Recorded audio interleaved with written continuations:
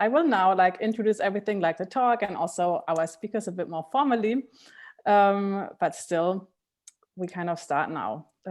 As you know, or some of you know, my name is Agnieszka Roguski and I'm the artistic director in 2021 and 22 of the Arthur Boscam Stiftung in Hohenlockstedt in North Germany. And today I'm hosting this talk together with my colleague Lotta Feibeke, who is interning now at the Arthur Boscam Stiftung in my program, and she's here too.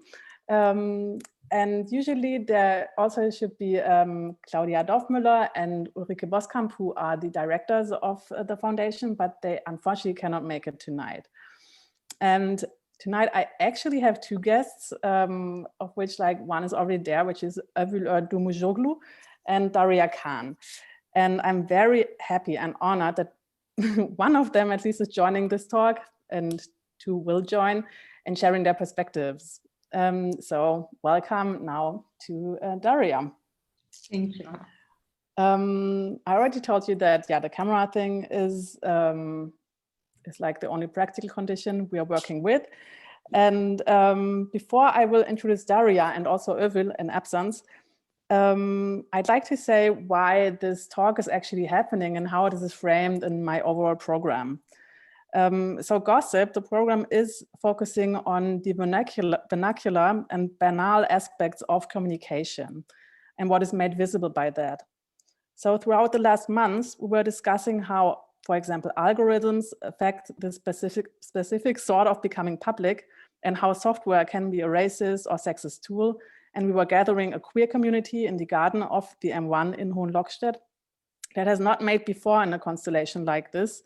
We had workshops on the speculative aspects of the institution M1 itself. And of course, we set up an exhibition which opened just 2 weeks ago.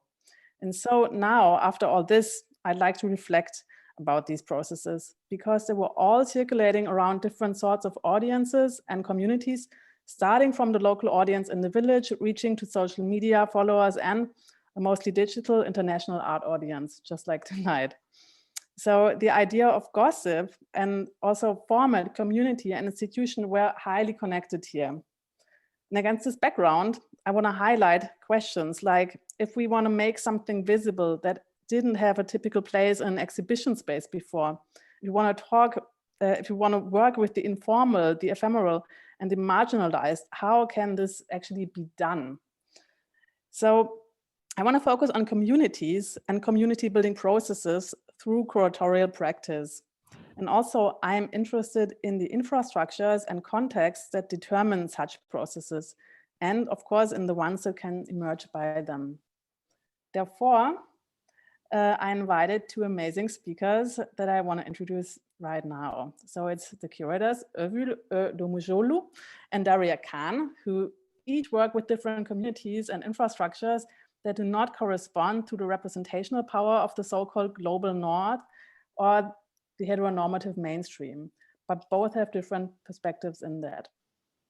So Daria is the curator of Mimosa House, which is an independent non-profit art institution that she founded in 2017 in London. Dedicated to artistic experimentation and collaboration, Mimosa House supports dialogue between intergenerational women and queer artists. Daria was a curator in residency at the Museum Quartier Vienna and a participant of the unique program at the Palais de Tokyo in Paris. She received her MA in curating contemporary art from the Royal College of Art in London and is currently undertaking the PhD art program at Goldsmiths University in London. So she's quite busy, as you might know by now. And I invited her actually because like her practice is pretty much based on an actual site on the Mimosa House, which is like in London. And she started off in a particular scene in a certain setting, but still she built up a community by providing the space. And even if Övül is still absent, I will now introduce her to you. Övül is a visiting professor and a mentor in the graduate school of the University of the Arts in Berlin and the University of Arts in Braunschweig. In her multifaceted practice as a curator, writer, and educator, she researches intersectional forms and narratives of contemporary political subjectivities. this year, she curated together with Joanna Varsha, Die Balkone in Berlin, Autostrada Biennale in Kosovo, and Survival Kit in Riga. And as well as the opening exhibition at Arco Madrid together with Julia Morandera. And currently she is engaged with CA2M in Madrid, the Kunsthalle Wien, and Martin Gropius Bau in Berlin for different exhibition projects. So also Övül is extremely busy. And I think she's like a super interesting combination with Daria's practice, because Övül is not operating with a given space. She's more like working with like ephemeral infrastructures and networks, and is actually focusing on their community building aspects that she corresponds to. And yeah, this is why I invited the two of them to kind of echo these perspectives. And now, unfortunately, Övül is not with us yet, but I just like to start off with Daria. First of all, hello. Hi everyone. Yeah, it's really nice to have you. Thank you for inviting me. Yeah, thank you. Thank you for coming and being time. So yeah, I mean, I already asked you that, but I think what is really interesting is like, why did you actually found the Mimosa House? Because I mean, as I already said, like in 2017, you were founding the institution in London, which has like a quite saturated art scene. And of course, I'd like to know what made it like urgent for you to found an institution like the Mimosa House.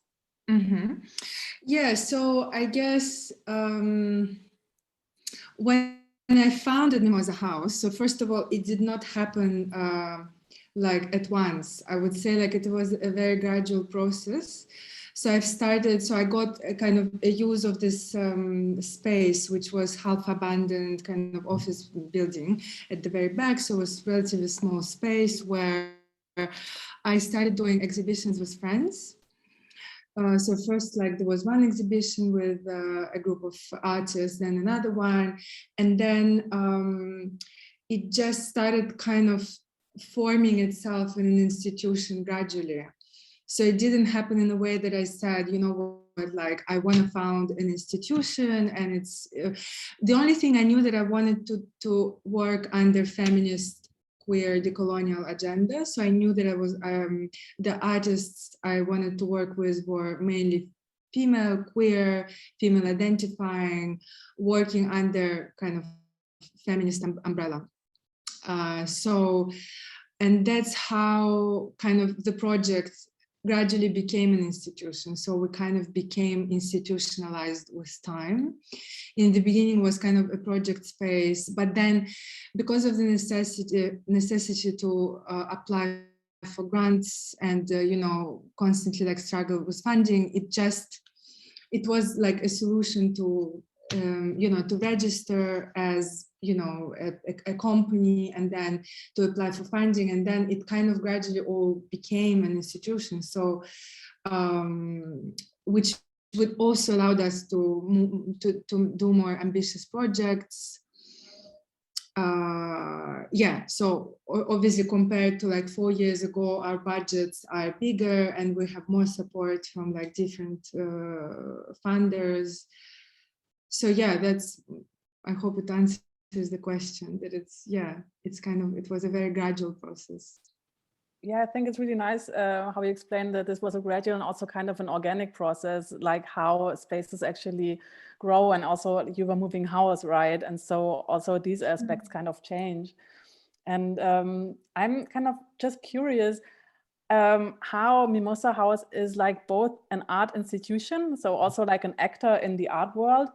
Also, you were saying that you have like talks at Freeze Art Fair and stuff. So it's also like in this kind of market even, or in this kind of scene. On the other hand, it really works as a community center or a community space. So how do you actually balance that? And how are like these two aspects maybe also interwoven? Yeah, so community aspect has been important since the beginning. So kind of making sure that we reach out to people outside of the kind of art, what we call art world, or industry. So since the very beginning, we were trying to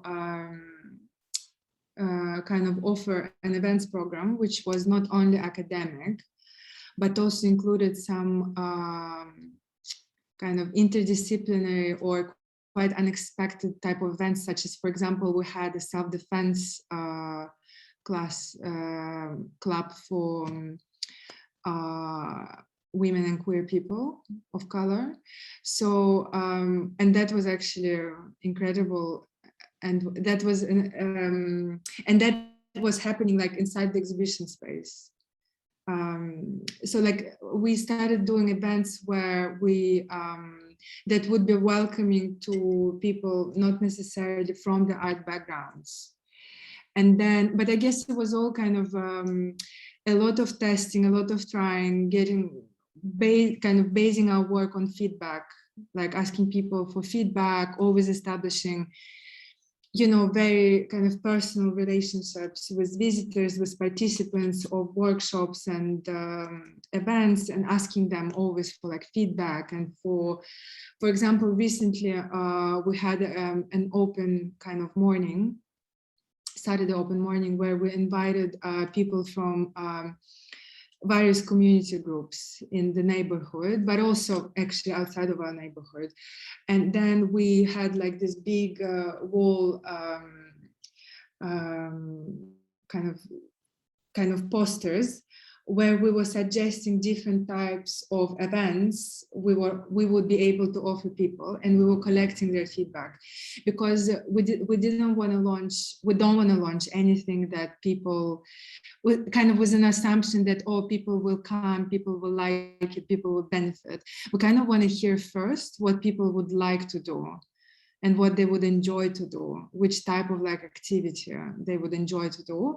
And then we would, you know, because obviously it's a lot of resources, it's a lot of effort from our side, but also it's just because it's kind of an approach to co-create the program with people, rather than do something and then assume that like we would invite people assuming that they would like it necessarily, because it's not always the case. And in fact, London, like the art scene, but also actually community outreach, I think scene is quite varied. You can find so many different things. So it's kind of a matter of finding your own individual approach and how you make people feel in the specific space, you know, with these specific people. So with like us, or, you know, the events kind of people who invite to run the events, to run the workshops.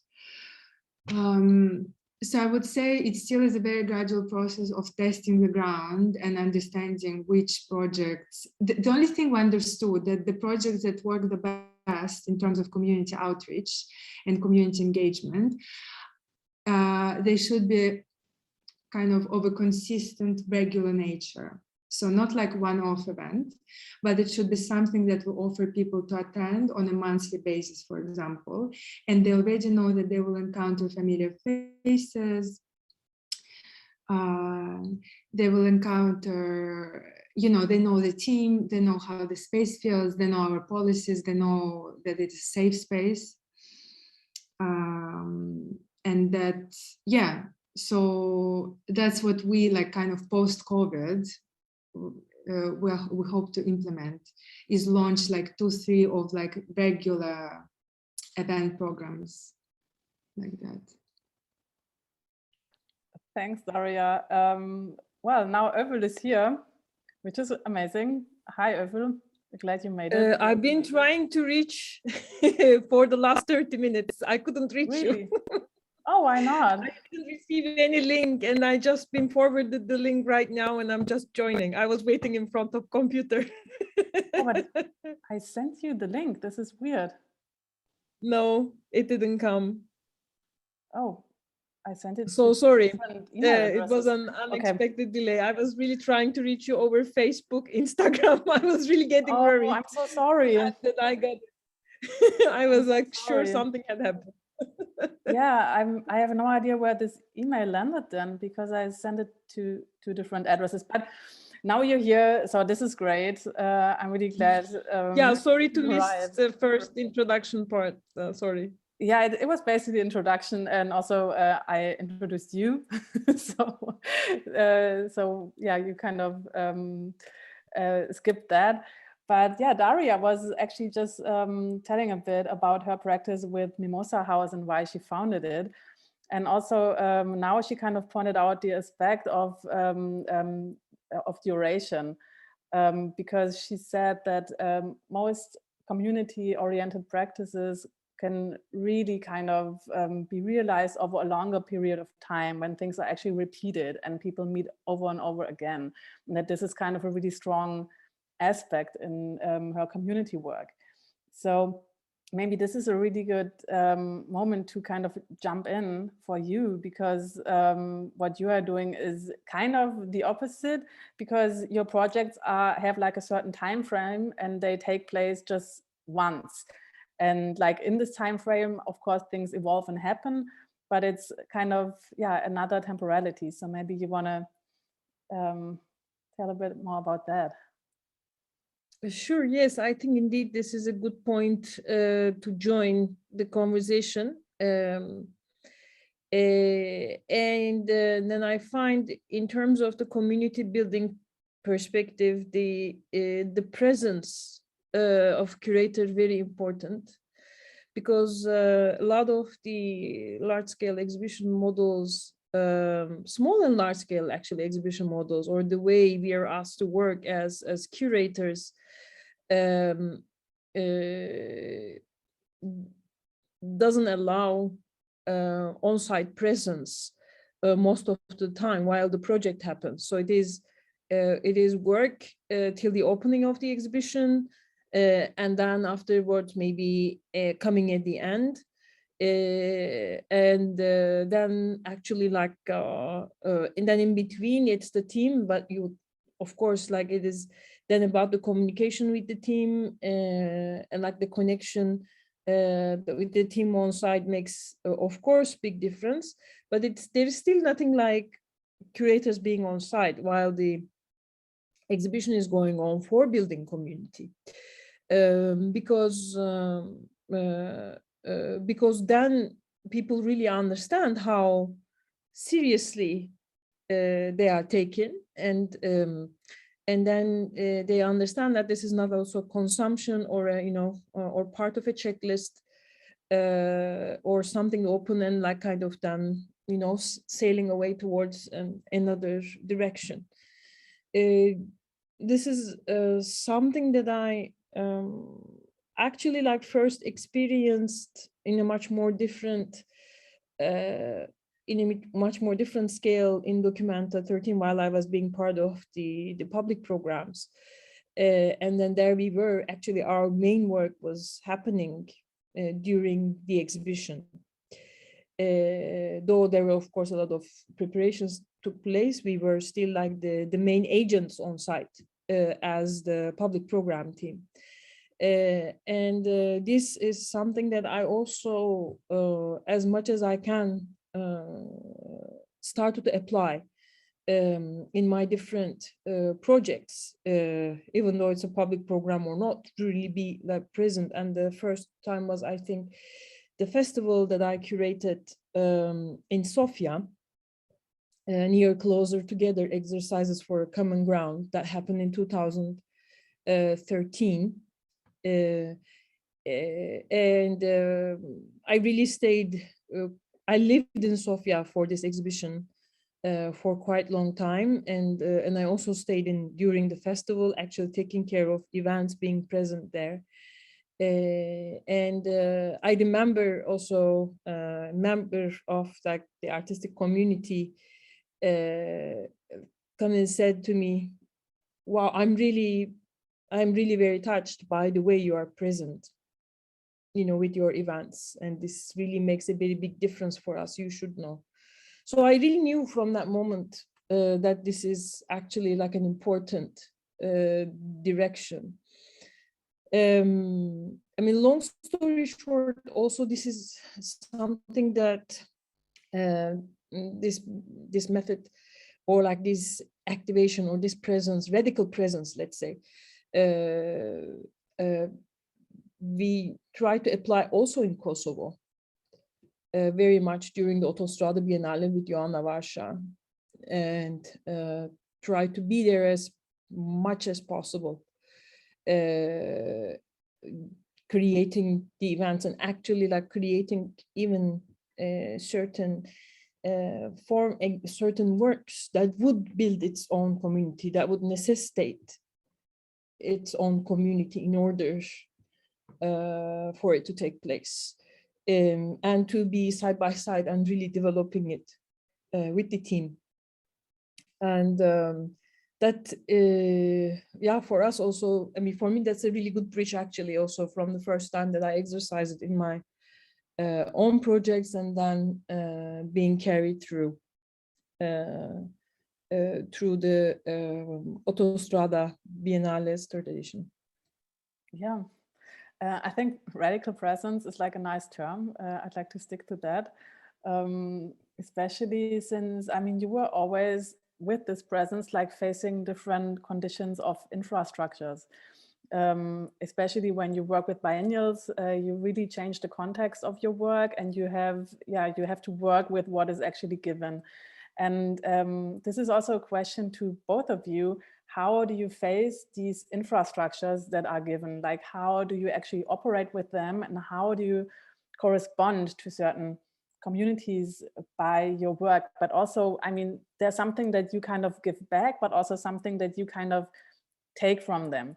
And especially since like many communities that you work with are kind of invisible. And I think these infrastructural conditions really come into play then. So maybe Övül, you want to start also with the Autostrada, because you were now starting to tell them more about that. It's a fresh experience, but I also can connect to some other project actually in Turkey as well. Maybe I can make a bridge. I mean, indeed, from the very beginning, the question of the infrastructure has been one of the backbones of the Biennale in Kosovo, because of course, I mean, there are biennales and there are biennales, and then in Kosovo things really function differently, and then it is also it is forcing a lot of things open as a structure, and it is also making people aware that certain things that are not really functioning and they need to be built. And at the same time, I mean, Kosovo is also as an alternative survival model, I would say, as a country, by almost in the sense of continuous growth with degrowth. So it is, everything is like unfinished and like with open end, and things are really on this growing scale. But it's very organic, and it is really very much about how, you know, the country still operates and tries to survive and tries to remain, you know, in a space as a very young nation that fought for independence for such a long time. And this was a really inspiration for us, working both in Berlin with very solid infrastructures, and also looking at like the outcomes of, you know, that finished growth that you cannot really build on top of anymore, that you really need to fit inside, otherwise you don't exist, became something really very like a kind of a drastic picture in Kosovo, because this sense of growth, this organic growth and incompleteness as an infrastructure allowed us to exercise and try different ideas that we always wanted to work with, but we never had the chance to, because the other very like completed structures that we work with wouldn't allow them. So everything is more than open, and then really everything is more about defining how the infrastructure can take place. in different, in different scales. So this is really very, I think, a really very interesting ground, like to work with, and also to adapt, and also to really make us realize more, I think, as curators, of like back to earth, and all of those contexts and settings that we would be inspired from, but they're not necessarily kind of fitting in those spaces, and they become symbolic capital for most of the time. And how to really operate inside those structures without turning them into symbolic capital is really something very precious, to find a way to do that. And this is something that we really tried for in this space of the Biennale. I hope it answers a little bit. Yeah, it does. I have some other ideas, but maybe I should also give response space to Daria, and maybe we can. It's actually, I think, further. Daria, like a great, I think a great topic to respond to, because I think this this trap of symbolic capital and also the actually I don't know, protection of a certain community is really relevant to what you are doing at Mimosa House, right? Yeah, I think, yes, very interesting, Övül, in terms of, yes, symbolic capital, and how to create infrastructure somewhere where there are no infrastructures, right? So I think London is obviously like more similar to Berlin in this sense, because I think communities that we work with, or we want to work with, they have a lot of choice in terms of other places, art institutions, public art galleries that offer community outreach programming and offer like a lot of different types of events.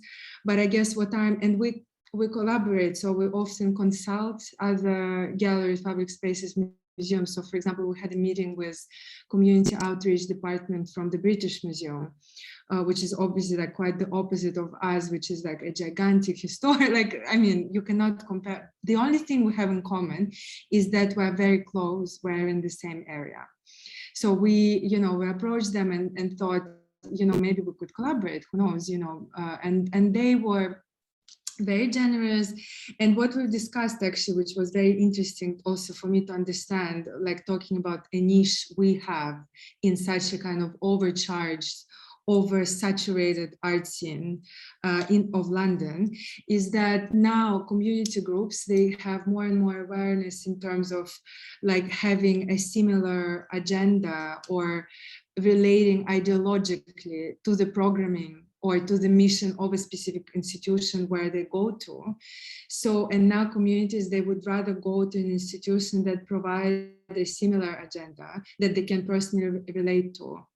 That they can relate to, like the artists that are there, that are exhibited there, to the stories, to the ethos, to the mission. And I think that's where we can offer something different in our own way. Also, because I guess obviously we're much smaller than some of the other places. So in a way, like, I think when we think about even from the point of view of architecture, obviously we don't have like monumental architecture or like big, gigantic marble rooms that can be sometimes intimidating for people historically because of a series of exclusions and discriminations they've experienced. So in a way, our scale and I think, and kind of like accessibility, obviously we're free, I think that all helps. But also, again, like from what I learned in the past 4 years, trying to work with communities productively, co-productively, like in a co-creative way, is there is a very, very gradual approach of like establishing, nurturing the relationship. So for example, there are 2 community groups, and we've started our collaboration just by offering them a space to do their things, what they have to do, because there are some communities that don't have a space. where they can meet and do, for example, we work with a group of domestic workers, it's a group, community group that supports and provides support, legal and, all sorts of supports for domestic workers. For example, we offer them space to do consultations, one-to-one consultations with their, members of the community. But I would say like the step after for us would be actually to invite them for a tour. And it feels like they would probably show up because, because a lot from my experience when we did pitch like our events to community groups, very often people don't show up. And why they don't show up? Because art still remains in excess. Like it's something that people cannot afford time-wise, because, it's just, it's kind of like, it's even beyond the self-care. It's like really an excessive leisure. And sometimes we forget about that. So we often found ourselves that we spend efforts and resources for programming, but then people from communities do not show up. So that's the main problem we faced. And we started like resolving gradually. So there are two ways. So the first way is this very gradual building of relationships and gaining trust, kind of that people know where we are there, they meet the team, they see like some art, and so it's kind of very, very gradual, very slow.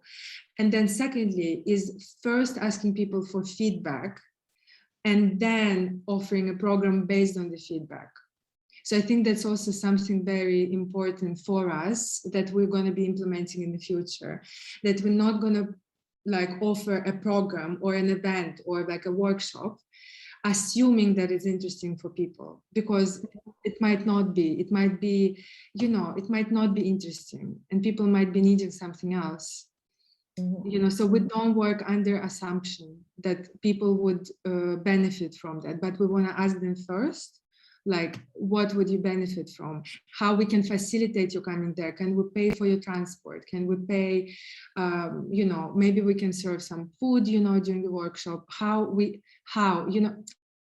so like, so it's kind of like a lot of details there, but these details actually matter. Time, what day, if it's evening, morning or day, like, so all of these things, they do matter a lot. So it's a very, I would say it's a very, very time consuming, but very gratifying eventually process of kind of community outreach. And then maybe like, I can give some specific examples of projects that were the most kind of effective and I would say successful in a certain way in terms of from our experience of reaching out to communities.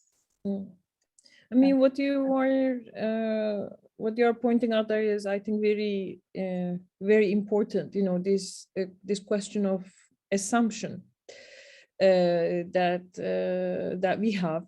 I mean, this is also like, I wouldn't also exclude myself over, with the structures that we are building. It's something.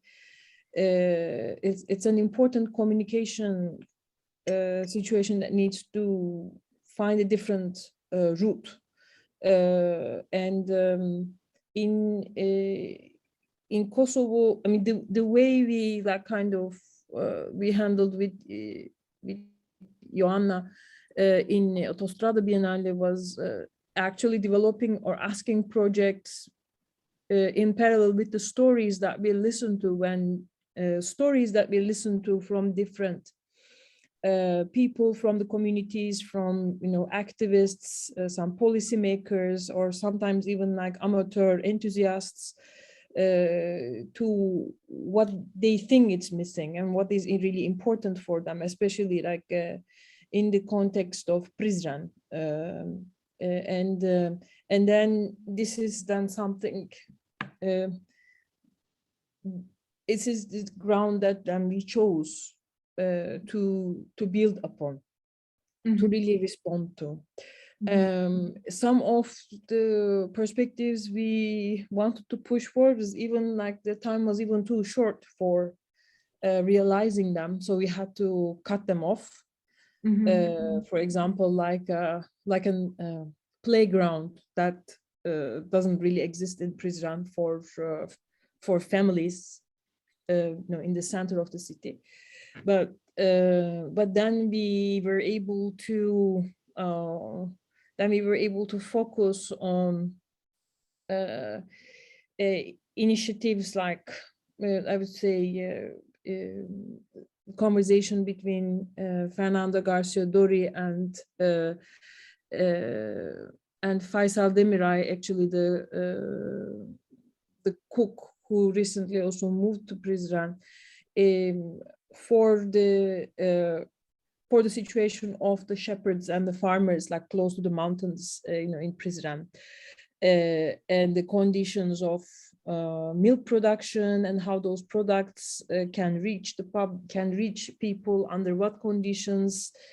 All these EU regulations and homogenization situations, for example, this was one thing, and another, of course, project that we were really very happy about was the communication between an artist, between actually working in Sao Paulo, working on botanical flowers and carrying out her floral patterns and designs to filigrani workers in Prizren to create the jewelry line. Filigrani is a centuries-old metalwork that really is very much affected by the Byzantine and Ottoman traditions, and then they took those flowers, they're coming from a quite different space over Atlantic, and they responded to these forms with their work. And at the same time, the artist was following their work with video. So our team was communicating in between. So what is going on from their side and from her side, so that they really understand each other or really communicate with each other with the delicate time expanding work that they are doing. But indeed, I think this is in Prizren, this is our luck, because it is a very small, tight community and everybody knows each other. So it is really easy to operate. But of course, in large cities and in big contexts, this is quite difficult to handle and to manage. And I find we really need to be in a more constant and constant communication with the people that we would like to be in touch or work for or create spaces for, in order also for us to learn and to expand our sense of togetherness, to really build this continuous effort of communication. This is something, so I think, precious, and this would even maybe would require at some certain point reorganization of the funds. What would you really spend for making these things happen? There are different items to be covered than seen from the institutional side. As you said, the meals, the bus rides, to take them back, and to really build this all mediation team to function in between. These are all really important, precious work to be taken seriously. Just to jump in there, if the two of you want to share image material or something, you feel free to do that. And also to this little group of audience, feel free to ask a question. You can also just type it in the chat or type your name in the chat, and then you can say something, or just, I don't know, unmute yourself and speak. We'd be happy to hear your comments and thoughts. I have some images I could share, which I prepared. Yeah. So yeah, if you are happy for me to show, I can just briefly talk about a specific project I wanted to show you. I think that'd be great, because now we kind of know like the cosmos that you're operating in, and I think it would be nice to have some images.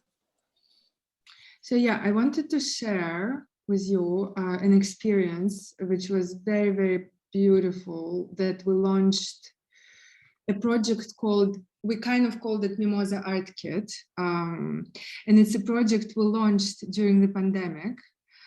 But as it worked really well for us, we are going to continue to work on it even in kind of what relatively normal circumstances, because of a series of things we managed to actually achieve with the project. So the idea of the project was that we would have an open call for people to sign up for to receiving free art kits, so kind of like parcels by post for a period of like 2-3 months. And we approached specific community groups in the UK, so they could kind of share our open call, because again, we wanted to reach out to audiences who do not usually participate in the art activities or who never came to Mimosa House before. So we did not announce this project via our Instagram or newsletter.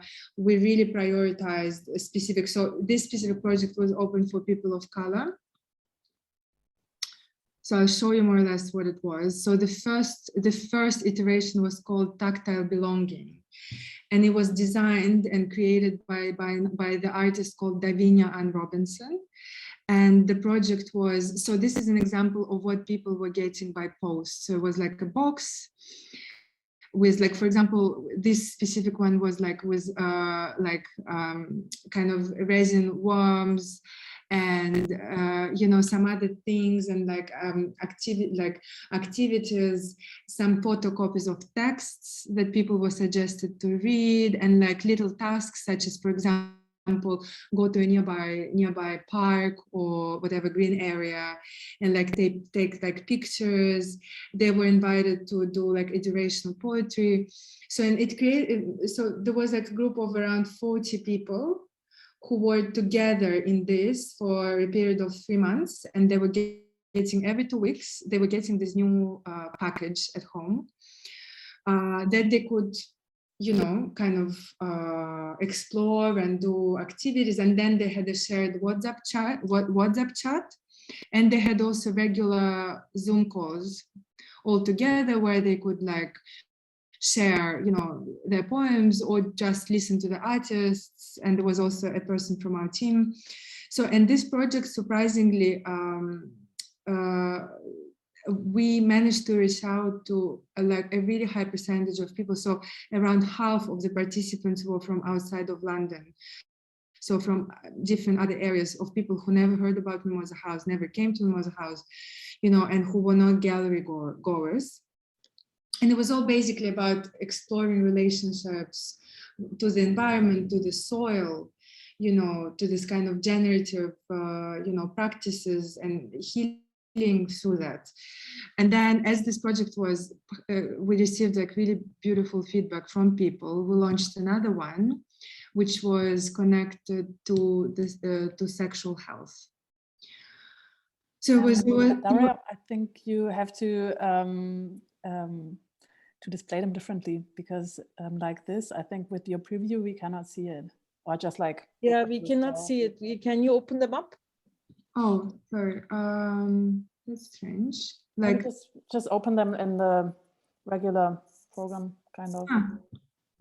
Okay. And you like double click on them. Can you see like that? No. No, I think now you have to switch your screen. Huh. Why? Or your not your screen, but probably your switch window. to selection and switch to preview, probably. I love it too. I can understand, but did you see the previous one? No, like just the small ones. We see the thumbnails. So you don't. So basically, interesting. You don't see what I see, right? That's yeah, just as a thumbnail. I think there are different possibilities to share your screen. You have to, when you could go out and then back in, you can between different desktops, or sometimes you can choose the possibility to show everything or to just show one program. Okay, I see that. Okay, 1 second then. Okay, I'm going to try to do that. Okay, and then, oh, sorry, because I kind of assumed you saw what I was seeing on my screen. Anyway, so, okay, can you see something now? Yes, now it works. Right. Okay, good. So this is the second art kit we launched also during the pandemic, and it was designed by a group, London-based group called Blackfly Zine, and their project was connected to sexual health. So there was again like a group of participants, around 30-40 people, and then it was more like exploring relationships to your body, your boundaries, notions of, consent. So all really, really important notions. So these are kind of, so the project was called Restore, Renew, Repeat. So this is an example of what people were getting by post. So again, invitations and suggestions of different activities that could be done by people kind of individually in the safety of their own home. And then again, we had regular Zooms and the shared WhatsApp group. So this project, I would say, besides the self-defense club for women and queer people, which I mentioned at the very beginning. So the art kit was probably the most successful in terms of our kind of community outreach practices and experiments. And I guess for a number of reasons. So first of all, it didn't necessarily not forced, but like there was no necessity for people to go somewhere and to be in a space or come to an art gallery. They could do it in the safety of their home. And then there was kind of a safe distance, which sometimes people actually delicate subjects such as connected to body or sexual health, some subjects that are explored. But again, these specific projects, they were not connected necessarily to the exhibition programming.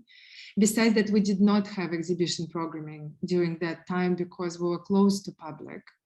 So now we're thinking about ways to create art kits, to continue doing like iterations of art kits, but maybe more in relation to exhibitions or projects that are happening physically at Mimosa House. And I think the idea there would be also potentially to expand and maybe potentially send these art kits outside of the UK, if we get funding. Because it was a very, very interesting and gratifying, I would say, experience for us, and very different from anything else we've done in the past. So yeah, that's what I wanted to share with you. Thank you. Great.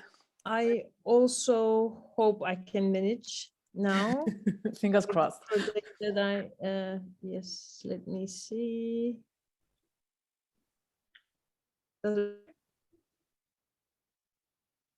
Yeah, that works.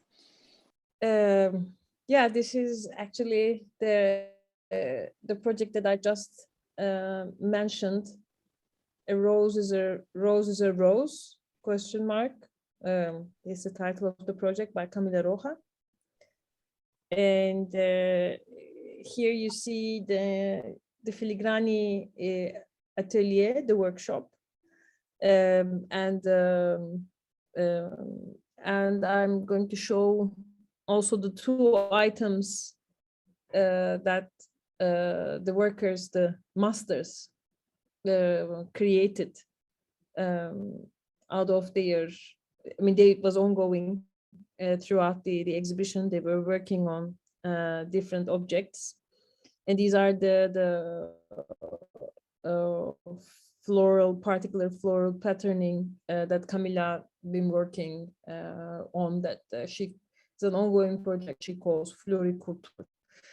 And so for us, this was a really meaningful bridging, because also with this particular filigrani masters, there's also a very special story behind. They were working when Kosovo was still part of Yugoslavia. Before the war, they were working as part of the filigrani factory that was in Prizren, and basically producing filigrani products for all over Yugoslavia. And when, of course, with the war, the factory closed, and all of these masters actually then was unemployed. They were unemployed, and at some point they decided to rent a workshop to continue their practices, and then afterwards received actually this free space from the mayor of Prizren, and then started their activities there by the riverside.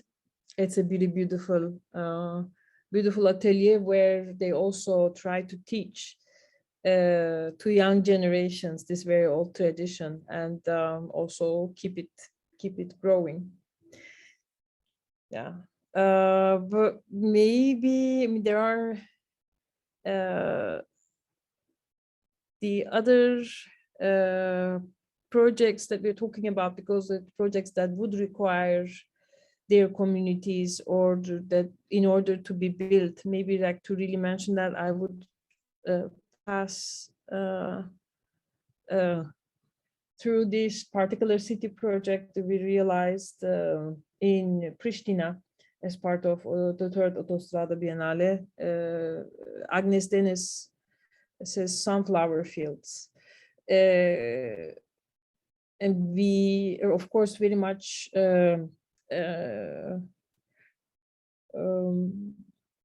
shaped by Agnes Dennis's, I think, as a generation, Agnes Dennis's confrontational environmental practice. And it's really great that she's been brought back by different curators and different organizations. And for us, this was like working in a, especially like in Pristina, with almost no green land in the urban space. This was something that really kind of evoked immediately the Agnes Dennis's Whitfield confrontation. And so it was a dream coming true for us. We approached her and she responded to us. And she said, well, I would rather actually go for sunflower fields, because sunflower is also a flower that makes always people happy, and that nourishes the ground. And actually in between the major crop making, the soil needs to rest, and sunflower actually is one of the most nourishing plant for the soil to rest. Because as you know, as you may know, Dennis's practice is very much about against the land art practice that was really very forward in the late 70s and 80s, shaping, the land, shaping the earth, that looking at the earth's own potential in order to create the artwork itself. So there it was again, the sunflower fields, and a very beautiful, very beautiful. I mean, she's an enigmatic person, so she didn't make this very clear if she had researched it. But sunflower fields was actually one of the symbols of Pristina, and from the Yugoslavian times, the city was circulated with sunflower plants all around. So actually people who still remember those times, coming from those generations, immediately remember that. And And this field that we are using is one of the most, one of the sites where you really you can still feel the pain of the war and the pain of trying to come out, still trying to grow up. This building that you're seeing behind is like the Youth and Sports Palace. Half of it is burned and used as a car park. And this field that you see is normally like there are a few plants, but it's normally really rubbish field. People hang out around and then they leave their trash around. That's where you'd also socialize or like kind of talk around. Because it's very central in the city, but at the same time, no one really cares. But this is very much, I think, coming from also the trauma of what the building also represents at the moment. Of course, like the sunflower fields required a lot of presence of the communities in order to make it happen. After we managed to get the permit for the project, then we invited different generations of students to come and sow the seeds of the sunflowers. So they were kids from like primary schools, but there were also like students from also the art academy. They were part of making of the field, and it really brought. And this is like actually like this is the state when it bloomed around the opening of the exhibition. It brought such a joy and it changed the energy of the space completely. And people also started to treat it differently, the whole area differently. And you can see, like it's really, so as Agnes then said, it really made people happy. So for us, this was a really very important experiment to make such a project happen and to see how it transforms not only our practice, but also like the surrounding, the communities, but also the communities that take part of it, to also take care of it in order for the field to grow and like to become what it is, what it was. And maybe I can also show some images towards the end. Actually, and this was like the moment of closure. So this was like also symbolic activity for us, like closing the Biennale. So we took the crops of the sunflower field, but also before us, of course, birds started to eat the sunflower seeds, and people also started to take themselves, going with, coming with knives and taking some sunflowers off and like eating them. So it was also beautiful to see, like then how it continued, to nourish. And in the end, yes, we then again got together with our collaborators. In this case, for the project, also Manifesta team in Pristina also supported, and the Pristina city. The municipality, artistic, cultural sector of the municipality also supported the project. So they were there also for the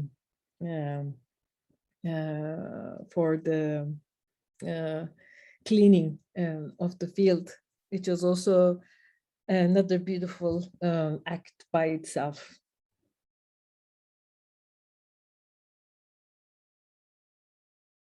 I mean, I can still continue. I mean, it's super nice to watch like all these images. I pretty much enjoy that. Yeah. But like just as a comment, I realized that both of you are really like the objects that you show and like the scenes that you show, they are all kind of set up around like pretty like ephemeral but really vernacular things like food and flowers and like embroidery and like all of that things. And I'm just saying that because like coming back to gossip, this is really also object-wise these things that kind of gather people and that make things, as you said, Daria, accessible. And or like, as you said, Övül changes a space, you know, that people actually deal with the space differently.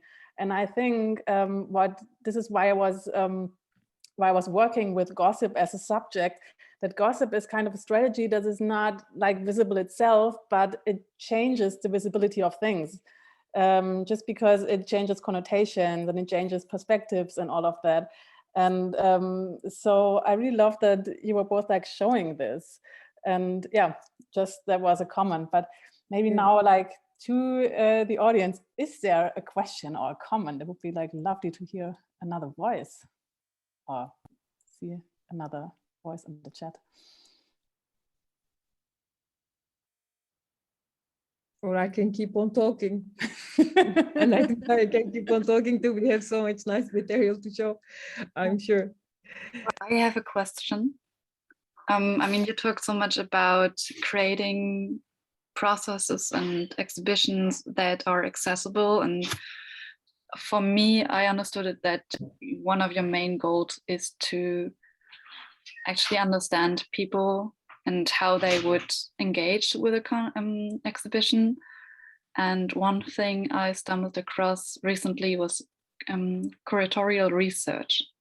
And my question would be, how would you define or comment on researching in the context of curation? Would it like, is researching something necessary to in front of conceptualizing an exhibition? Or would you even go so far as describing an exhibition itself when the artworks are hanging and are displayed in the space as a researching or as a research?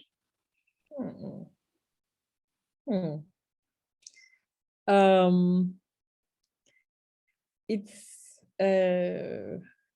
okay, this is really for me like a very easy actually to respond for me or from the curatorial schools that I root myself in.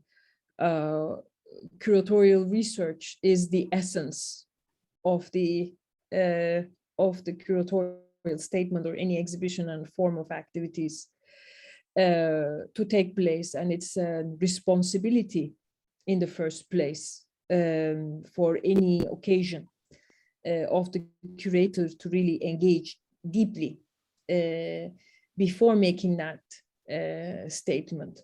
And then, of course, I agree with you, once you really have those settings and those objects, then it becomes another research by itself, and it becomes another process of activation.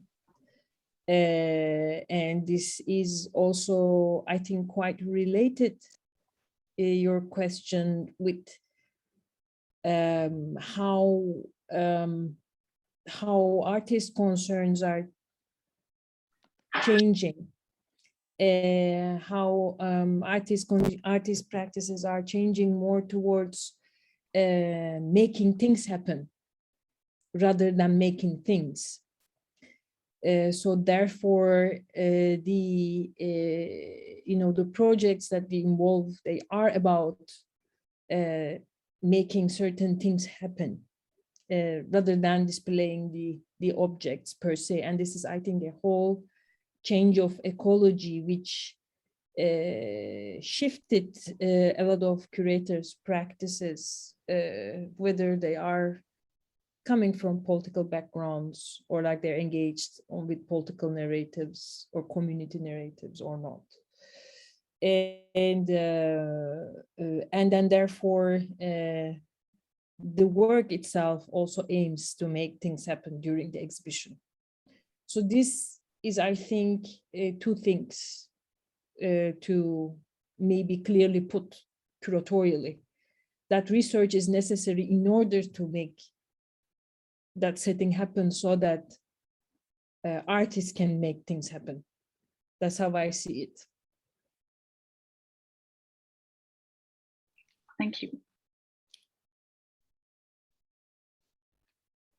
Just adding to that, I think it's really nice, and both of your projects show that research is really something that is not necessarily linked to, I don't know, digging into archives or reading many books. Yeah, sure. But research is really about like getting to know things, people, a certain context. And I think both your practices are really about being embedded in something. And I think when you curate in such a context, it's really important to kind of know the scene, because otherwise you could never be embedded. And for sure, and this is kind of the by starting point. Exactly, this is by itself. I think that Daria also put it very very good in mentioning about the work of outreach in Mimosa House. That actually, that engagement, that work itself, that precious work that we all need to change, we really also need to involve this in the curatorial research. This is also curatorial research. And it is a much more like deeper engagement, and that needs to happen. And that's why with Johanna we always, like also with the Balkone and with the Autostrada, and also we speak a lot about changing working models in the first place, and working parameters, because the world needs different things right now, and it is just the tip of the mountain that comes, with the pandemic, and we really need to exercise our good intentions in differently engage differently, and make it really part of the research itself in a much more sensitive way. Can I just ask you, like, what kind of, like, how did you, for example, change working models? Like, is there an example how you started with that? I mean, you mean like for the Balkone or for the for Kosovo? Both of it, whatever you want to share. I mean, for first of all, maybe it's like, because that's how we started to work together. Maybe it's important to start first with the Balkone. I mean, first of all, the Balkone itself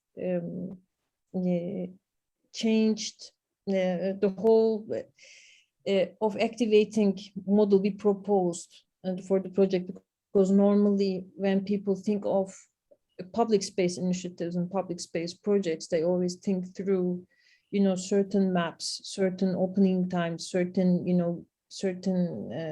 performance to happen at different points, and like everything kind of being around, like actually creating the spectacle, and also gathering crowds around the spectacle. So of course, with the conditions of the pandemic, we really considered a different way of building a public initiative by involving artists, balconies and windows in our neighborhood. And we even didn't provide the exact locations. It was a close by locations in order to protect our participants' privacy, because it's their private, of course, housing and places, and to actually ask people to engage with their surroundings differently, and not really looking at their phone only, looking for an exact location, but looking actually what's happening around, and then also trying to play the game a little bit of where things are taking place. And around that, I think also very much changed, or kind of thought about changed the commissioning model. In a way, the first project also happened through complete no budget. It's it was a everybody created their projects DIY from their studios and from their houses, domestic spaces. And when we actually received the public funding from the city, what we decided was like to really actually give a certain amount, like spare a certain amount for projects, like same amount for every project, and then actually just leave the whole conversation free the way it happens, so that actually the artist would come up with any proposal. So it is not that kind of guardianship, it is not like kind of like that watch over, or it's not. So it kind of changed also that kind of commission conversation, because the public commissions are also understood in different ways. So these are two things I think we really confused people also in the artistic in the contemporary art circles, because people generally think of structures like Sculptuurproject Münster when they think about public space initiatives. But this is much more like, the way it happens is much more informal. It is much more about creating the conversation on site, and it is much more about like this everyday contact, and it kind of operates also on a different conversation level, and is responding directly to the moment. And this was one confusion that was happening, and the other one's about like the commissioning model, because then everybody was then, okay, so if there is this piece, it means it has to be a really piece, and it has to have this kind of a name and a title and everything. And sometimes it's also the research process that is there, like that was there on the balconies and the windows, and they also became work afterwards. Or for example, in the case of the balcony, the statement of Jeremiah Day and Alisa Margolis, they wanted to refer to their neighboring building that was fighting not to be taken over by developers. And they made a statement on the building, actually, from the history of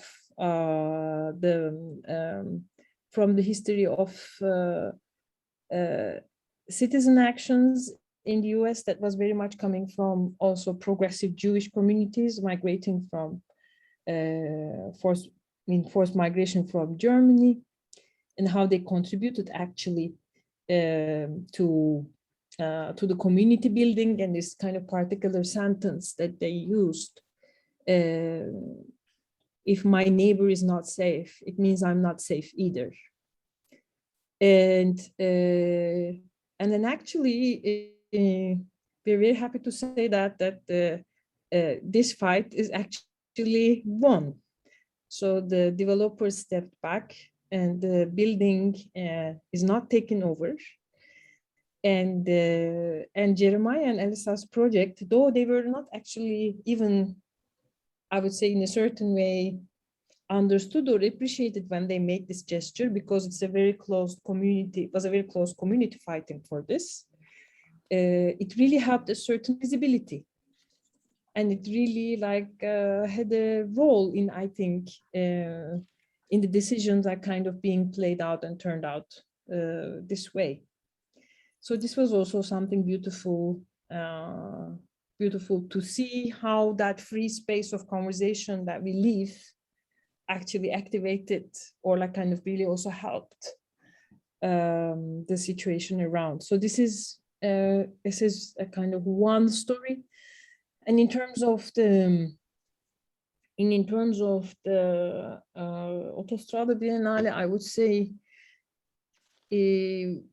with this Biennale, we really decided that rather than creating, I mentioned this a little bit in the beginning, rather than creating an exhibition per se, we decided to take the whole infrastructure as our concern and build it with the team as part of our curatorial statement in order to change the working model. And this is something not generally done, I would say, this really requires, of course, a lot of sense of trust, and it's also an important timing in terms of like meeting, the right kind of crew.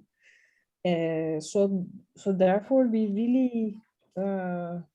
really worked quite side by side from the beginning to the end with the co-founders in order to also build these structures while making up and while creating the works themselves. So actually, each work in a way contributed to the infrastructure of the Biennale. It's also a very, very young organization of 6 years. So, yeah, thank you. Yeah, it's just super interesting for me how you actually work on these like invisible aspects that in the end create different conditions for making things visible or public. So that's amazing, I think. There were like first people already leaving because they had to leave because of their schedules. So I just want to ask like last time if there is a last question from the audience. Of course not. It's a really shy group here, which is fine too. Yeah, maybe does one of you want to like make a last point or have a last thought on this?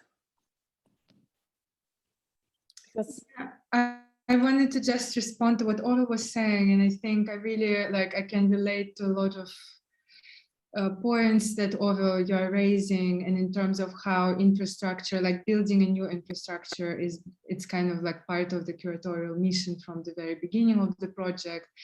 And so yeah, I can relate to all of that. Also, like in terms of curatorial research and how it comes with quite a new responsibility in today's world, and kind of rethinking the curatorial in general. That is not just, it's not restricted by the space of the white cube or of the exhibition space, but it's actually it's the effect, is the relationships, is the duration outside of beyond the exhibition period, like what is going to be left behind. So how, I guess globally, about what we question a lot at Mimosa House is the impact, questioning what impact do we make on people, and kind of what did they gain, why, kind of constantly, I guess, being very conscious and questioning ourselves, why are we here, what are we trying to say and to change, what change we're trying to make. And and I guess being also, I guess we have this privilege as, I guess, also temporary projects such as Biennials, is to be very flexible and responsive to the specific conditions of a specific time period, kind of being very reactionary, that I guess bigger institutions often don't have that, because obviously everything has to be approved so much in advance. So I guess even within the context of our, gradual institutionalization of Mimosa House, we still try to preserve this condition of being able to maintain this flexibility and ability to react quickly, to reinvent ourselves, to kind of do something, to change the program, to and I think that is very important. So yeah, and unfortunately I also have to go soon, so yeah, but it was maybe as a final word, I think it is all about how much this is about how much we'd like to be part of the change that we'd like to see, and then how much we'd like to be part of that flow that is going on right now, is very much defining the roles that we're taking or risks that we're taking with those roles also, which is I think which I think will create a certain line at some point, in the art scene, and I believe so it will be also interesting to observe, and the impact, of course, as Angela Davis says, is a long-term project. So it requires the long-term engagement, and in general, I think the whole ecology question, also political ecology itself, would require us to produce more on-site, in-depth, actually locally produced works in order to create more conversations with those surrounding us and with people we care about.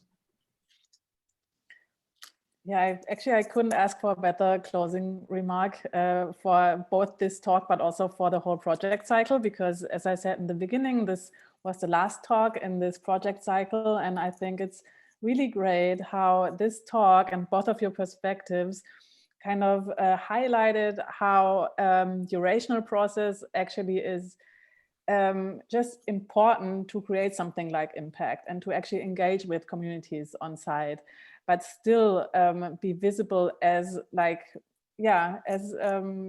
this like institution in the art scene, because also this, I think it's kind of a dialogue, and it's really hard at times, but I think still super fruitful and important to kind of balance this relationship. Yeah, so thanks to both of you, and also thank you for everybody who was sticking with us until the very end. That was great. And yeah, have a great Saturday night. Thank you. Yes, thank you, Agnieszka, for the invitation again. I think it was a very meaningful conversation. And Daria, very, very nice to meet you. I have been hearing about Mimosa House, and it's really nice to meet you in person, definitely. Oh, so nice. Yeah, likewise. Yeah, I hope we can continue conversation at some point. Definitely.